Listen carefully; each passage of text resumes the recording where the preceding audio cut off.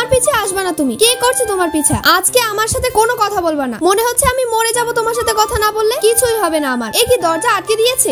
এবার দাঁড়াও, মজা দেখাচ্ছি। প্রতিদিন তুমি আমার সাথে লড়তে আসো, এবার তুমি বুঝতে পারবা কার সাথে পাঙ্গা নিয়েছো। আজকে আমি পুরো রান্নাঘরের সবকিছু লন্ডভন্ড করে দেবো। যখন তোমার পরিষ্কার করতে হবে তখন তুমি বুঝবা মজা। এবারে আয়নাটার 12টা বাজিয়ে নি। এবার ঠিক আছে, এবার কাপড়ের পালা। আলমারিতে রাখা সমস্ত কাপড় আমি লন্ডভন্ড করে দেবো। এগুলো দেখার পর ওকে কাঁদতেই হবে। এবার বুঝতে পারবে আমার সাথে রাগ করার ফল। আরে মনে হচ্ছে চলে এসেছে। এখনো রাগ করে আছো কি আমার উপর? আরে সরি রাজু, আমারই ভুল ছিল। দেখো আমি তোমার জন্য গিফট এনেছি। আরে ও মাই গড,